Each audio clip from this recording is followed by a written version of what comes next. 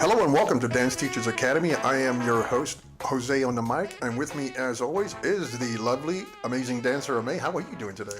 I am great this morning. How are you? I'm doing fabulous. Trying to stay dry. In keeping with our series of teacher and student, today we have with us Richard Newhouse. How are you doing, sir? I'm doing just fine. So, Richard A. Newhouse. So Richard, I'm so excited that you're here, and I know you have a lot to say, and we've known each other a long time. 24 years, March 2018. That's right. So you have... are you allowed to actually say numbers? Well, I prefer it because, every so often, this is going to be out there forever. Yeah. So 100 years from now, they're going to hear me say 24 years. Okay. 24 years from when? Now they know. Oh, they don't. Perfect. Yes, so he has been my student for that amount of time, 23 years. That is a long time. 24 in March. Does show Time loyalty. has flown by. Yes, Yes. he is a loyal... Both ways. Well, that's kind of the way it works. All right. He's a wonderful student. So we've competed together, done showcases. He's in his gold level of dancing. I'm very proud of Okay, him. so what exactly is gold level as opposed? See, I'm the novice here. Right. The way it was explained to me, you see, it's the medallion method. So you start off, you're a newcomer. Bronze means that you can go to any dance floor in America and you can dance. Okay. Almost every dance.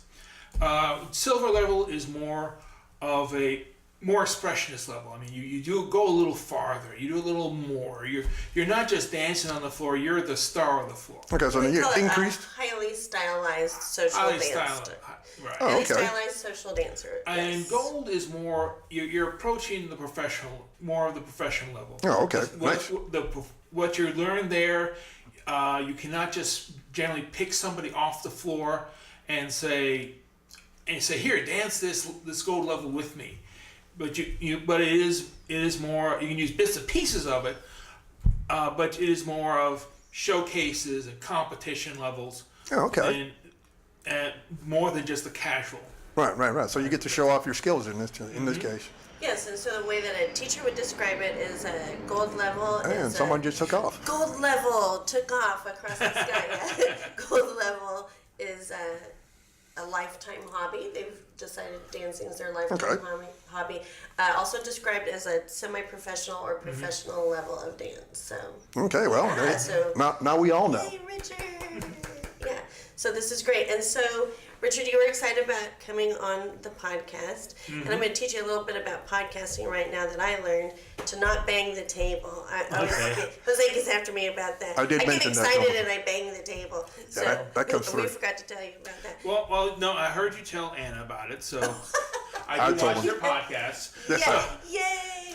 and that was a very interesting one. Yeah. Shout out to Andrew and Anna. Shout out, for it. yes. Yes. My big problem is that I talk with my hands, so every so often I may go, which is not the best way to do it. But there you go. Okay. So, what did you want to talk about today? Because you have a lot in mind that you wanted to talk about. Well, I could talk about anything for hours.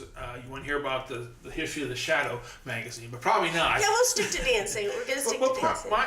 My biggest thing is relationship between teacher and student. Perfect. And because that's what basically works, and that's a fine line in a lot of places because dancing is a very intimate activity, especially ballroom dancing. What do you mean by that? You get man and woman close together, moving together. Hormones get engaged. Oh. I see. Yeah. Okay.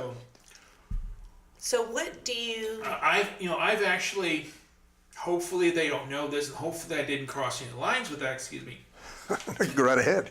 But, I actually got more interested in some of my teachers than I should have been. And that is, and from what I've learned, that is something that is not terribly uncommon.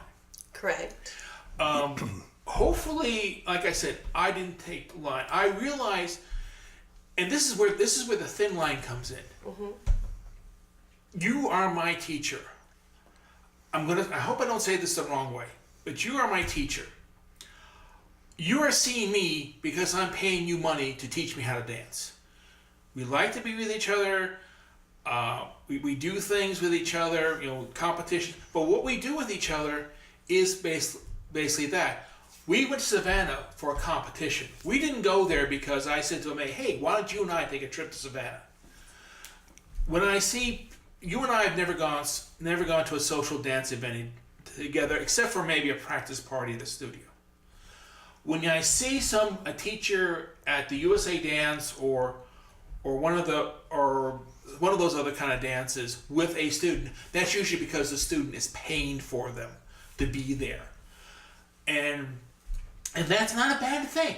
That is actually a really delightful service for example, we know a couple of ladies that are widows, and they want to go dancing. They want to go in some cases travel. They have a trusted person that travels with them or goes to a dance with them. They don't have to worry about some strange guy coming up to them and bothering them, and they have a great dancer to dance with, and it's very on a professional level. And so this is a wonderful type of teacher that does that. There's some teachers that really focus on competitive dancers and students, and this is just really nice for But on the other side of it, if you're not paying for them, you can't get angry because they're having their own little life. The example that I get you. The example that I like to give didn't happen to me, but it was told to me by a couple of friends of mine from the Fred Astaire studios. Apparently, Fred Astaire had a policy where when the competition day is done, you take the ladies. This was two ladies, and you take them up to their room. You say goodnight to them. You put them in your room, and then the teacher can go off and party all they want.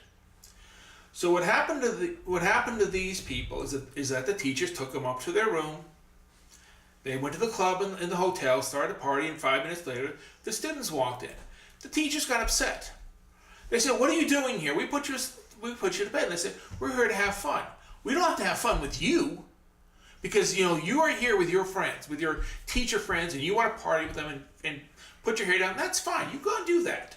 But we're here to have fun too, so we're going to find somebody, and we're just going to have fun with ourselves. We're going to find a new group to have fun with, and you don't worry about us, and we won't worry about you." So I think what you're describing too, and it's not a particular organization, but just guidelines for professionals in terms of keeping it professional. Yes. And like you said, it is a thin line because you spend a lot of time with your student. And that's one of the things we joke around about at Dance Teachers Academy, because the professionals come in and I'm like, "Oh, I'm so glad that you're here because I can actually talk to you, because I usually see you at the studio and you're busy teaching and I don't talk to you."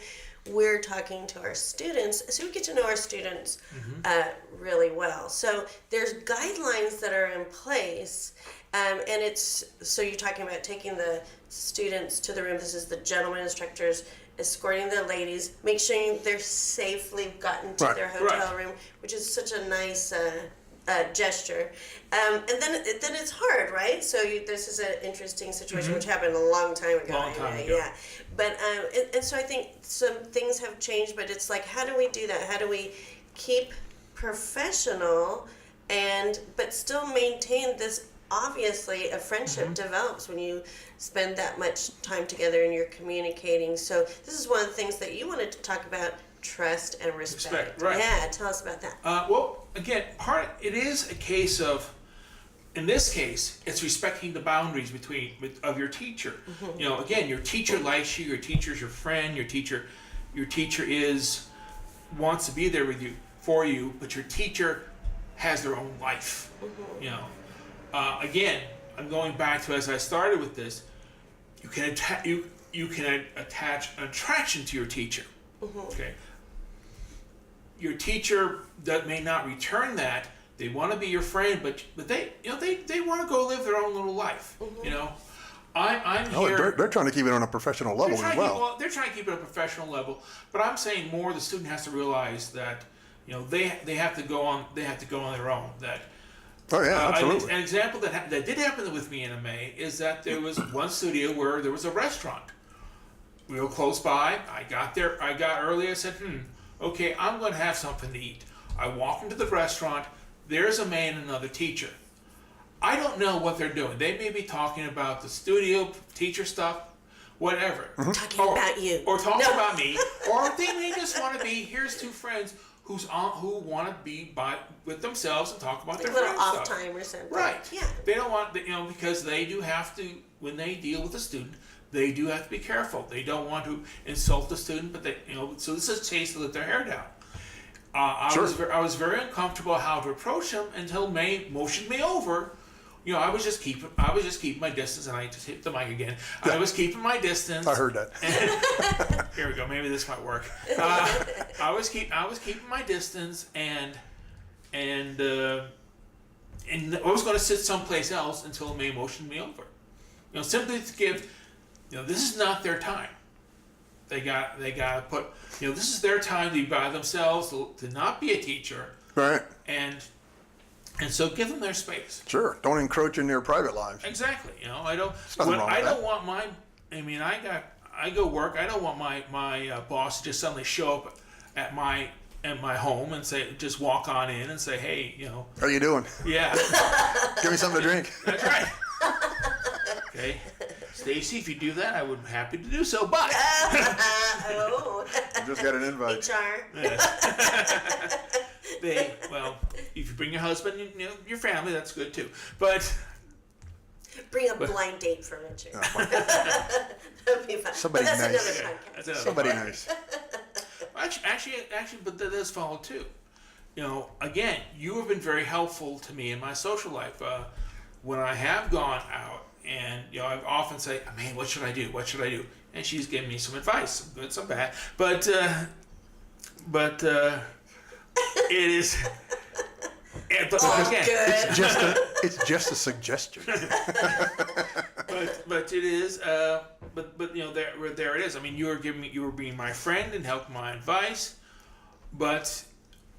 So But it just, sorry to interrupt Sure. you. So interesting that you're bringing that up, because I think this is one of the reasons that some feelings can start to arise, because I like to compare it with a relationship with a client and a psychologist. And maybe that psychologist is... That's very close, yeah. I think I would say so. Yeah, not to say I'm a psychologist at all, but just that what happens Just is... unlicensed. That's right. That's true. But so there's so many breakthroughs that may happen as a result of that psychologist guiding the client through.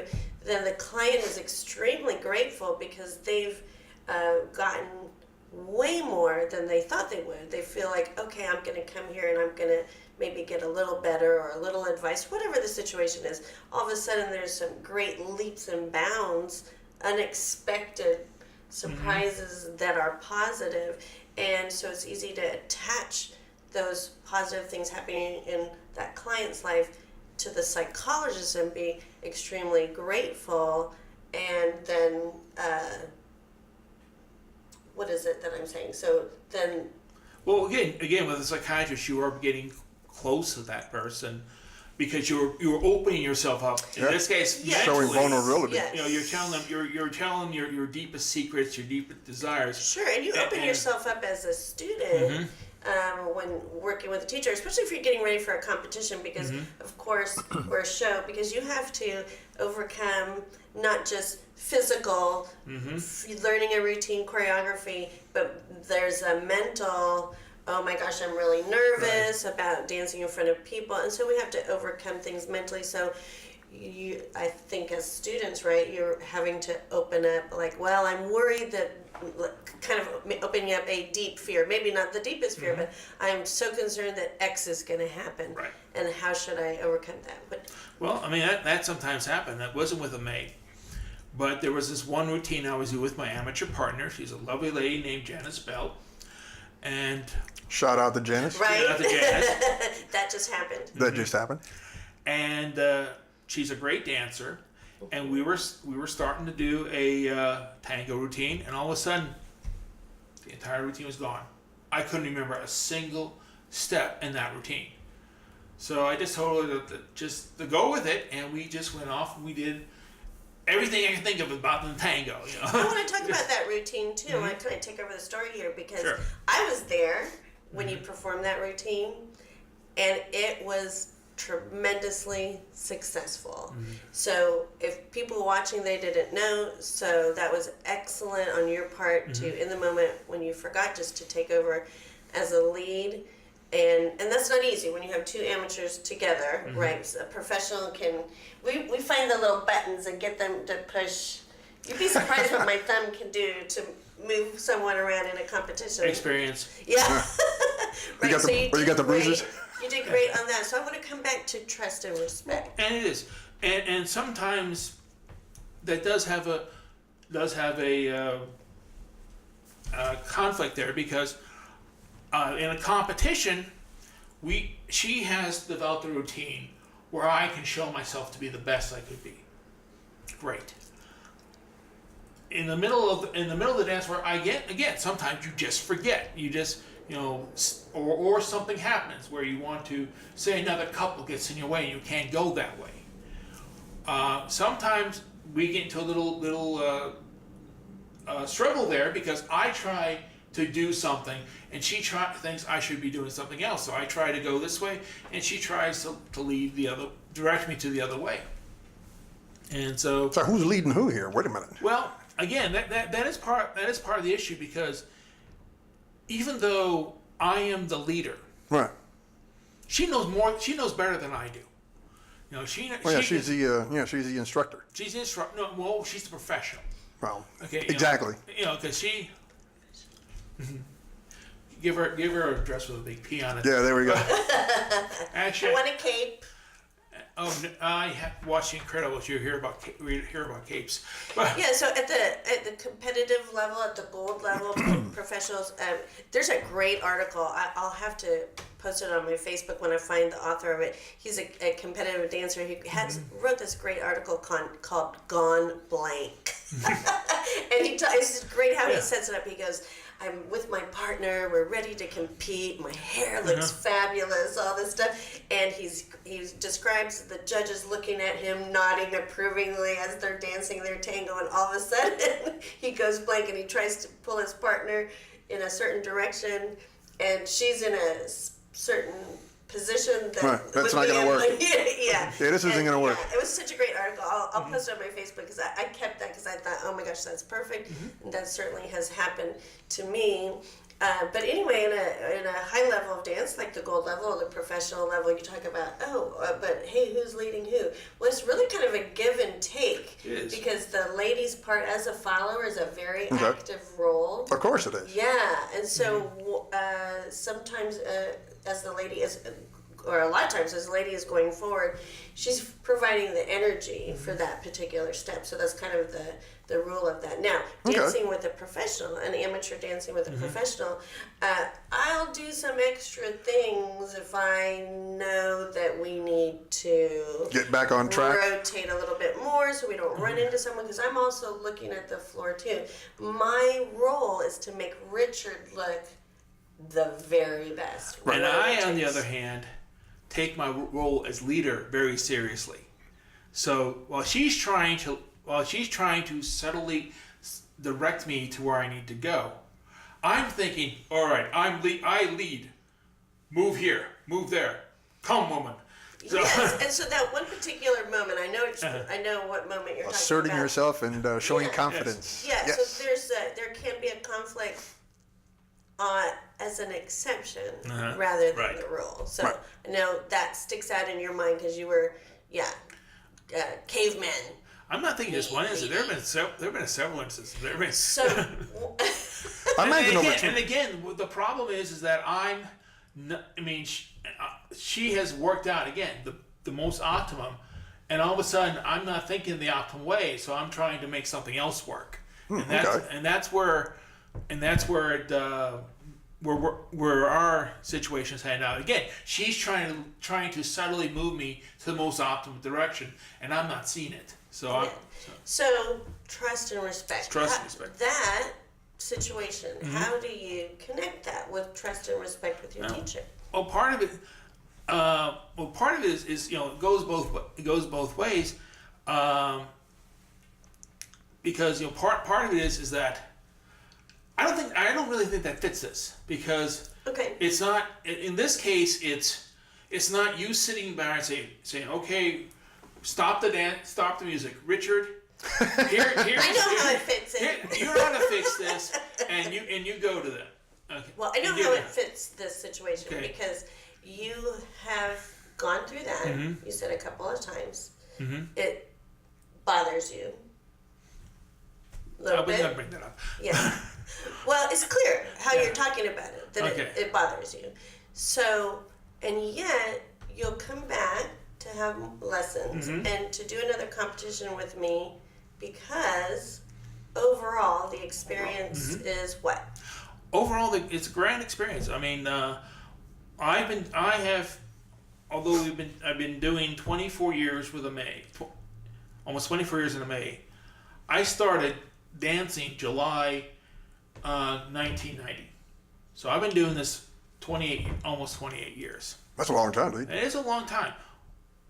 I have gotten everything that I've learned that I need to go dancing. I've learned. Now, there's always to make it better, but I've learned. I'm doing this because A, to constantly improve myself, but B, to get more memories. I've got almost 30 years of great memories, and that's what. Sure, why stop there? I have annoyed a lot of people over the years because I'm always carrying a camera and I'm always going to the parties and taking pictures of the people. Usually pretty ladies, but I'm taking pictures. Nothing wrong with that. Taking pictures of the people. I go to competitions. I'm always taking pictures of the people who are competing, and like for instance, we went to Savannah last year. I was taking all the pictures of the people who are all the different monuments there, and people have come to me and said, Richard, when you were taking those pictures, it was really annoying, but now that I've gone through the years, I got a different teacher. I've given up dancing. I really like the fact that I've got this that I can put up on my, that I can revisit to all there was. And I must admit that part of that came from my first dance instructor, Carrie Matthews, who turned out to be a good friend of Aimee's after because she had left. She had left, and she's great. I mean, she's the reason I'm still dancing. But you never did get a picture I of her. never got a single picture of her. Yeah. Not one. Yeah. So now you're making up for it and taking pictures. And we can appreciate it. With a vengeance. Yes. Yeah. Okay, we're back from that short break. Richard was looking like he was rather thirsty, and we need to go ahead and get that quench that thirst of his. So we were speaking about when we left. Well, we were speaking about trust and respect. Very important qualities. For example, I very much wanted the dance awards. Okay, like we mentioned earlier about the medallion awards. When you got out of your bronze, gold, silver. Oh, sure, you should get an award. Yeah, get rewarded. And that makes sense. That was very important to me. Okay, so I would go, and the way you did that is you got proficient. Proficient is however they want to define it. They gave you 10 plus steps in these selected dances. I went for the big 6, the foxtrot, waltz, tango. I'm glad you cleared that up. I was about to ask. Okay, what are the big 6? Foxtrot, waltz, tango, rumba, cha-cha, swing. Oh, right on. And there would be 10 steps in each. When you got proficient in those 10 steps, you check out, and you would get your award. I would be after Aimee constantly to let's work on these steps we haven't worked on. There she, in her opinion though, was not so much working toward that award. She saw those steps, and she would pick out a few that would work on to that would best perform, make me go into my performance, would make me work on my technique to stand up better, to lead Well, better. yeah, to all those showcase things. you, not the 10 steps. Right, because Quality. but quality. But then again, there's the balance. I mean, because You were wanting your award. I was wanting my award. I mean, Damn it, I want she my won. cake and eat it too. You know, well, so I would say, hey, here's this step that we need to work on, and she'd say, okay, maybe a little later, let's work on this step that we've already gone over because I want to get the technique better. And that did become a little tension between, yeah. because again, this is my goal. My goal was, yes, what she was saying as far as technique was important, but You were dead set on. it wasn't getting me to my award. Yeah, you were dead set on that award. I wanted that award, and so there came a point where because even though I realized that what she was teaching was good, she sat back and said, okay, we're going to check out. So here's the steps you need to learn. Here's the step. Check out. Here's your award. And some of those steps I've never used again. I actually have forgotten more step patterns than I remember. So, but now that we got the award out of the way, she says, okay, here's the technique, and we go through an hour and a half, 2 times a week, just going through the technique, and I'm saying, yes, Aimee, yes, Aimee.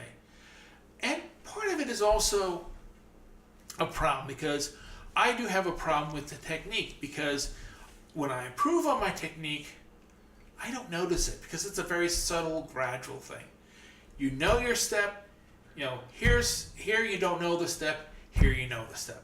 We used to say I was analog, I was discrete, and she was analog. So, I mean, there's a very discrete effect.